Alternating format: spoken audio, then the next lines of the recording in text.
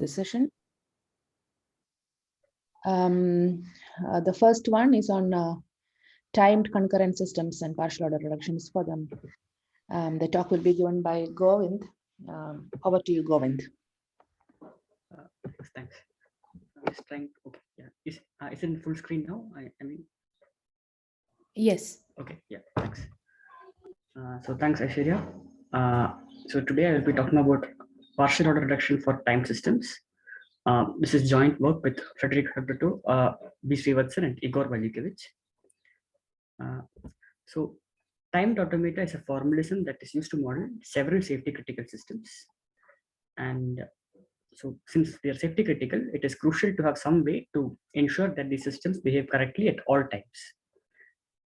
This is done using formal verification of these systems. What happens quite often, instead of modeling these systems using a single timed automaton, we use a network of timed automata. And when we work with networks, we face the challenge of state space explosion. This refers to the exponential growth in the size of the state space with an increase in number of processes in the network. So in our work, we address this challenge in the context of timed automata and propose algorithms for networks of timed automata that are motivated by the idea of partial order reduction. So the talk will be structured as shown here. We will first introduce partial order reduction and give motivation for some of the definitions. Then we will go into timed automata and state our problem.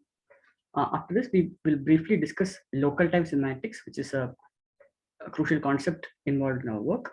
And then we will discuss the two solutions that we propose. The first solution is essentially a reachability algorithm based on local time semantics. And the second solution is a combination of two ideas, that of local time semantics and partial order reduction. So let's start with partial order reduction. So let's consider a simple network of untimed automata. So here we have two processes that synchronizes on joint actions. So D here is an example of a joint action, and the result of the synchronization is a graph that looks like this. Now to check for reachability in this network, what we would do is we would explore this graph. But as we mentioned, due to state space explosion, if your network is very large, then this graph grows exponentially, and it's not always a nice idea to exhaustively explore the state space.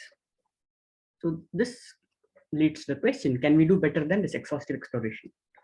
So here, for instance, you can just explore a part of the state space highlighted here. So in general, partial order reduction refers to a family of techniques that combat state space explosion by computing a small part of the state space such that exploration of the state space is sufficient to answer the problem for the original network. So here we have a slightly bigger network, and here again it is sufficient to explore a small part of the state space. So before going into the definitions, we remark that the graphs that we encounter in practice are very large. Like if you just have a network with 10 processes, each with 5 states, we already have 10 million states. So the effects of this explosion is felt quite soon, and POR is crucial in handling the verification for these systems. So before discussing partial order reduction, we will first introduce the notion of independence between actions. So we say that two actions are independent if from every state in which they are both enabled, two properties are satisfied. First is the forward diamond property, which says that doing one action does not disable the other. So here you can see that doing A does not disable B and vice versa. The next property is the diamond property, which says that irrespective of the order in which you do these actions, you end up in the same state.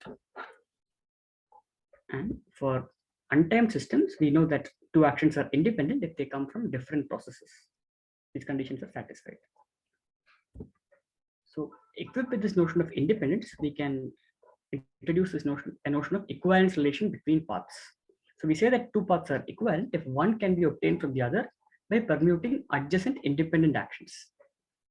So in this figure given here, we know that A1 and B1 come from different processes and so are independent. So the two paths given here are equivalent since they can be one can be obtained by permuting the order of A1 and B1 from the other. So the basic strategy in partial order reduction is to classify paths into equivalence classes of this form and explore only one path from each equivalence class. This way we manage to avoid several redundant paths which do not tell us anything new. So how we do this is from every state that you see, we have to compute a subset of successors or outgoing actions, whichever way we choose to look at it. And this computation should satisfy some properties. First, this computation should be complete.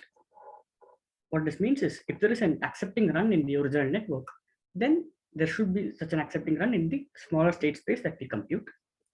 Second, this computation should be efficient.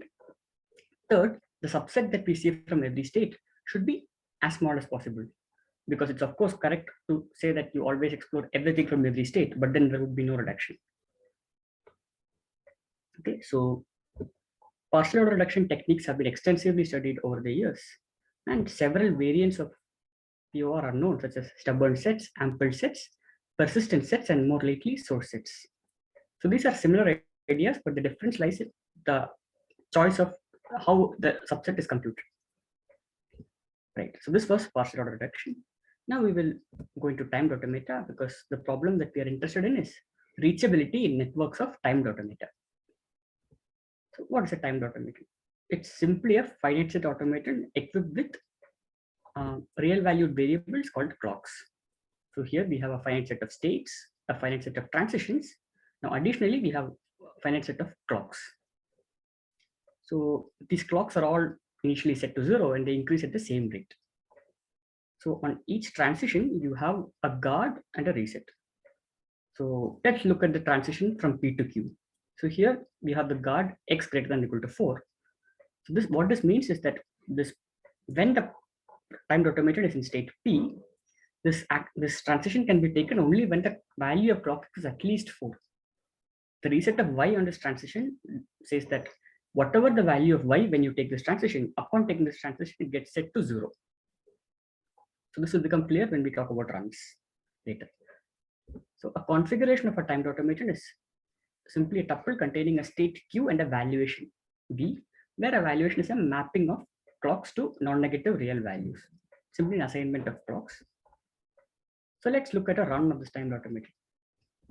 So we start from the initial state P with all clocks set to 0. Now we have seen that in order to do A, you need to satisfy the guard x greater than or equal to 4. So you need to elapse some time here. So here we consider an elapse of 5 time units and go to P, the same configuration P with the x both clocks set to 5.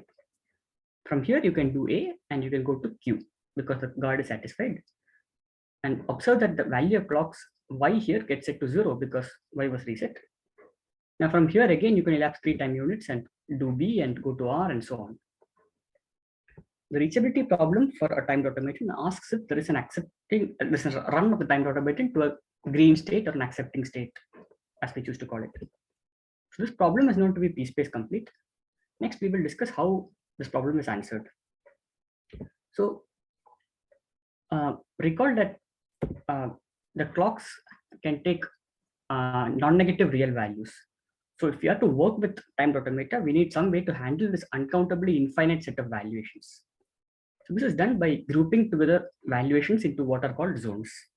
So zones are simply sets of valuations that can be very efficiently represented. So the standard reachability algorithm proceeds by exploration of a directed graph called zone graph, whose nodes are tuples of the form state, zone. So the zone graph idea is used in various tools such as Upal, T-Checker, PAT, and Chronos. However, there is a catch here, that is zone graphs are not finite in general. So we need some way to ensure that such an algorithm which explores this zone graph terminates. So this is ensured by what are called subsumptions, which we will talk about now. So as we said, we start exploring from the initial node and we keep seeing new nodes. And whenever we see a new node, we ask if an already seen node subsumes this new node. What this roughly means is that any state that can be seen from this new node is already can be seen from the older node. So it makes sense that you don't need to keep track of paths from this new node, and we stop exploration from this new node. Now, if no already seen node subsumes this new node, then you have to continue exploration. So several subsumptions are known which ensure finiteness for zone graphs. Two such well-studied subsumptions are ALU and AM. So this was a standard reachability algorithm. So we had a zone graph, and then you had a technique to ensure that this exploration of the zone graph terminates. Okay, let's now look at networks of timed automata. So here's a simple network containing two processes. Now we remark that we do not allow shared clocks in our networks. Okay, so here is the synchronized product of this network, which denotes the semantics of this network. Let's look at a run of this network. So we start from the initial state P0 Q0 with all clocks set to 0. Now observe that when you do a delay of 1 time unit in the network, both the value of clock X, which comes from first process, and the value of clock Y, which comes from second process, are increased by 1. So what this means is the time elapse is reflected in all the processes of the network. So this is a salient feature of standard semantics, which is that if you elapse delta time units in a process, this delta time unit is elapsed in all the processes of the network. Time elapse is synchronized. Okay, let's look at the zone graph of a simple network. So here we have 3 processes, each containing a single action with no guard.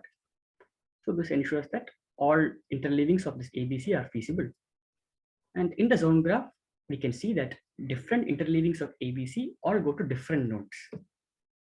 So if you recall, for untimed systems, different interleavings of independent actions all converge to the same node. In contrast, here, different interleavings of independent actions could lead to potentially different nodes. So this is a key difference between timed systems and untimed systems. And this brings us to our problem. So the problem of our interest is state space explosion due to interleavings for networks of timed automata. So we have seen that this explosion is even worse than for untimed systems, as different interleavings go to different nodes here as opposed to the same node in untimed systems. So in our work, we propose 2 algorithms for alleviating the effects of this explosion. The first algorithm computes a modified zone graph in which these different interleavings are automatically merged to a single node. After this, we try to apply partial order reduction on this modified zone graph. However, there are some technical challenges here, and then we propose some solutions to overcome these challenges. So the main idea in both these algorithms is that of local time semantics, which we will talk about next. So local time semantics is an alternate semantics for networks of timed automata introduced by Bengtson et al.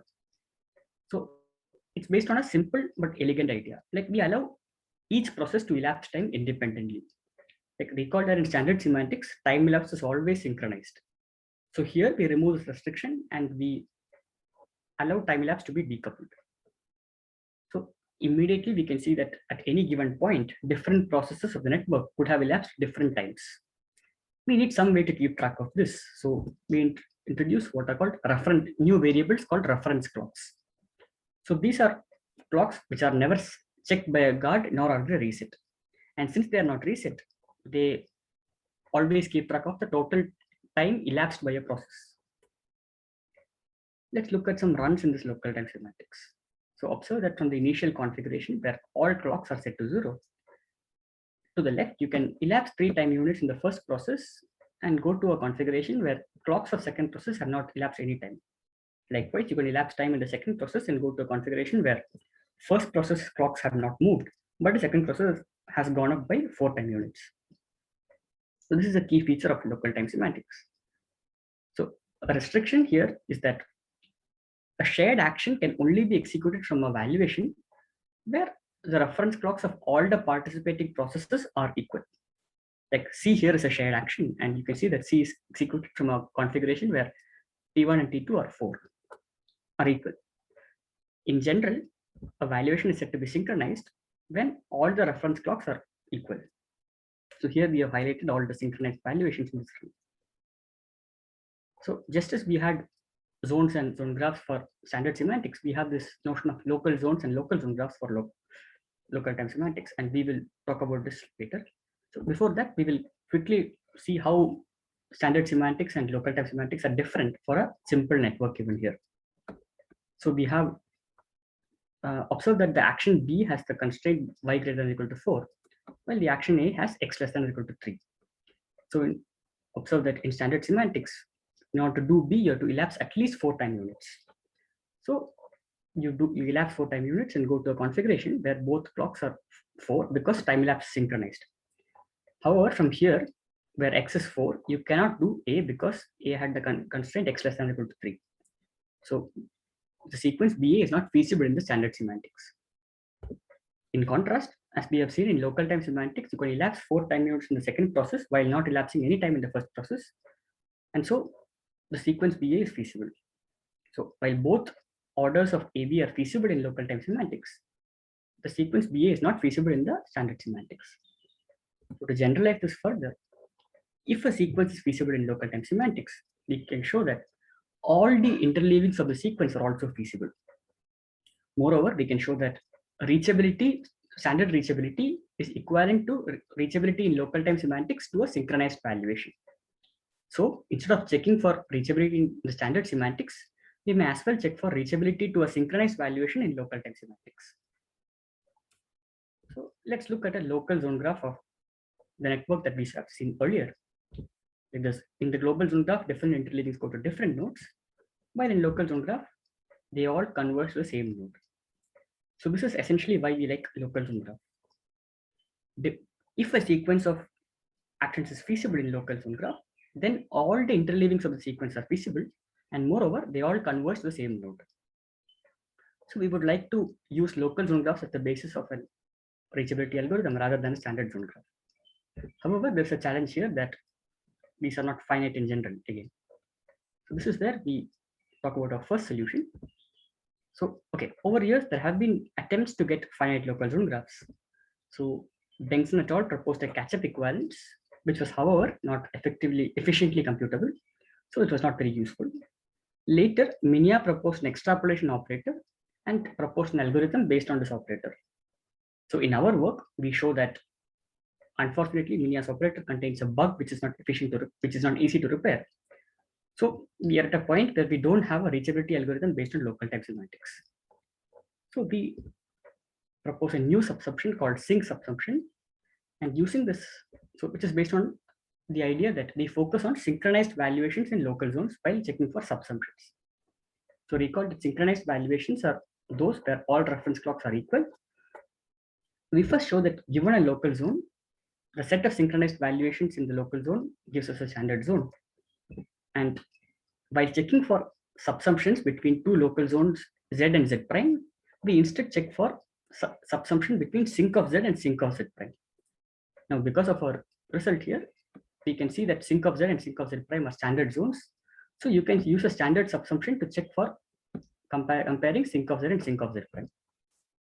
So basically, applying sync subsumption to local zone graph gives us a finite graph called local sync graph, which is sound and complete with respect to reachability. So we propose an algorithm that is based on exploration of local sync graph of a network. Now, before we look at the results, we briefly talk about an interesting property here, which is that while different interleavings go to different nodes in the standard zone graph, they all converge to the same node in local zone graph. We can say something stronger here. We can show that the union of all the zones reached by different interleavings is given by sync of Z, where Z is the local zone reached by any of these interleavings in the local zone graph. So our local sync graph kind of gives a direct way to compute the union of all the different zones reached by different interleavings. Now let's look at the results of our local sync graph algorithm. So we compare three implementations. First is the UPAL reachability algorithm. Second is the global zone graph, the standard reachability algorithm in tchecker. And third is the local zone graph, which we just discussed. So we can see that our algorithm performs well when compared to standard implementations for several models. And even when we do not have gains, we remark that we perform as well as good as the standard implementations. So this implementation is available in tchecker, which is an open source model checker for time systems, available at this link. So this was the first solution. So to summarize, we proposed a reachability algorithm based on local time semantics, where different interleavings of a sequence were merged to a single node. We also report very good experimental results. So this was our first solution. So far, we had a global zone graph where different interleavings went to different node. We have managed to compute a modified zone graph where these interleavings are all converged to same node. So what we want to do next is to, instead of exploring all these interleavings in local zone graph, we want to explore only one interleaving. This essentially amounts to applying partial order reduction to local zone graph. So this is what we want to do next. So we have a finite object called local sync graph. An immediate question is, why would we directly apply an off-the-shelf POR technique on local sync graphs? However, we say that unfortunately, sync subsumption does not preserve enabled actions. That is, if a zone is sync subsumed by another zone, all the actions enabled from the first zone is not enabled from the second zone. So this leads to a situation where local sync graph does not have diamonds. So recall that diamond property was crucial for application of partial order reduction, and the absence of diamonds imply that we cannot apply an off-the-shelf POR technique to local sync graphs. So this idea is not working. So we are back to a situation where we have an infinite local zone graph. And if we want to apply POR, we need to obtain a finite truncation of the local zone graph that is amenable to POR. So we ask, what do we need from the subsumption on this local zone graph? We need finiteness, we need soundness. On top of these two requirements, we also would like preservation of enabled actions, which is what was missing from sync subsumption. So in our results, we show that in general, there exists no subsumption that is finite, sound, and preserves enabled actions for local zone graphs. So in general, the three requirements are not met. So we then propose a new subsumption called AM star that guarantees soundness and preservation of enabled actions, but not finiteness. So since it's not finite, it's not very useful. We then identify a subclass of networks where a simple modification of AM star also gives us finiteness. So for this subclass, we have all three requirements: soundness, preservation of enabled actions, and finiteness. So we can try to develop partial order techniques for this subclass. So the subclass is a class called spread bounded systems. Roughly what the subclass denotes is, these are networks where given any local run of the network, we can convert this local run to a run where the divergence between reference clocks is bounded. You cannot go arbitrarily far away. So we propose a subsumption called AMD subsumption that is parameterized by a D, and we show that if your network is spread bounded with a bound D, then applying AMD subsumption to the local zone graph gives us all the three conditions that are required for POR: is finiteness, soundness, and preservation of enabled actions. So we have a finite object now, and we'll now try to develop partial order techniques for this finite object. Again, the question is, can we directly apply an off-the-shelf POR technique on this finite graph? So unfortunately, we report that we cannot do this because this graph does not have forward diamonds. Like there are situations where two actions A and B are both enabled from a state such that A and B are independent, but B doing A disables B and doing B disables A. Now, since forward diamonds are absent here, are not always present here, we cannot directly apply an off-the-shelf POR technique. So, however, we give some specialized partial order reduction algorithms for spread bounded systems that take care of the absence of forward diamonds. We propose two variants of POR called global local POR and client server POR. We will now discuss the results of these POR implementations. So first, the global local POR. So we compare it with two other implementations. The first is the global zone graph, which is a standard reachability algorithm in T-checker. And the second is the local sync graph, which is the algorithm discussed in the first part of this talk. So we can see that we have very good results for the toy model and the fire alarm model. So coming to client server POR, again, we have very good results for the toy model and the model called worst case execution time. So both these implementations are again available in T-checker. and it's publicly available at the link given here. So this was the second solution.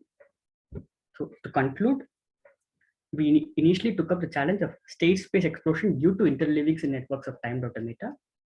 So this here, because in standard zone graph, different interleavings of a sequence could go to different nodes of the standard zone graph.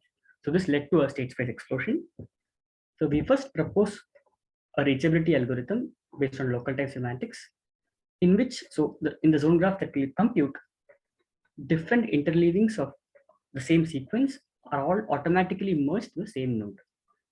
So you can see that already this is better than the standard reachability algorithm. On top of this, we want to apply partial order reduction, but due to some technical challenges, we developed partial order reduction for some classes of networks of timed automata. We also provide an evaluation of our implementation in the tool T-Checker. So now I will briefly talk about some open directions that arise from our work. So we observe that our local sync graph implementation works very well for most examples. We would like to extend it to other models such as timed automata with diagonal constraints and updatable timed automata, and other models which use a zone graph approach for model checking. Coming to POR, an immediate goal is to improve our POR technique by developing more optimizations which cut off paths in the zone graph which do not tell us anything new about our zone graph. Basically, which do not contribute to reachability. Another interesting idea is to combine our techniques with other known solutions for state space explosion, such as symmetry reduction. That's it. Thank you for the attention.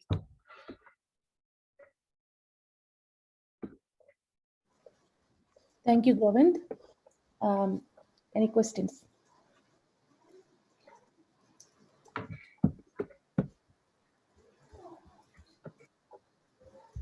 You can unmute and ask directly if you want.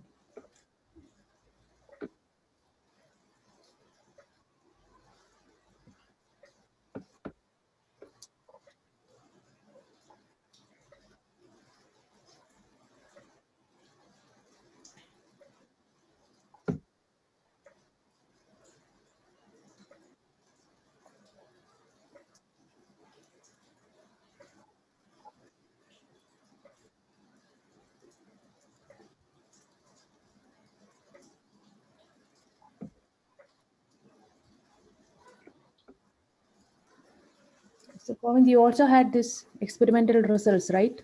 Yeah. Maybe you could say a few words about that as well. Sorry, of the first algorithm or the second POR algorithm? Which one? Both. Okay. Okay. So we have proposed two algorithms, and for the first algorithm, we observe very good gains for most models that we encounter. Even for models where we do not have any gains, we do not explore more nodes than you can see that for CSMA-CD, which is a model where we do not have gains, we do not explore more nodes than the standard implementations. So we believe this local sync graph implementation can be used for any model that uses zone-based reachability to get more efficient algorithms. So we have very good gains for several models such as dialing philosophers, critical region, core SSO, etc. Okay, coming to POR reachability algorithm. So we have two variants. So we have good gains for some models. However, we do not have. So first of all, our POR technique is not applicable to every network. We have to first ensure that the network falls under the purview of our technique by checking if it is spread bounded, and even when the network is spread bounded, it's not always guaranteed that we have very good gains. So yeah, so how do you check for spread bounded? So we have some sufficient conditions that if the network satisfies, we can ascertain that it's spread bounded or not. I mean, how efficient is this check? No, so we don't have an algorithmic procedure. Okay. We just have some sufficient conditions. So in general, checking if whether a network is thread bounded is, we have shown that it is p-space hard. Okay, okay, okay. So we only have some sufficient conditions.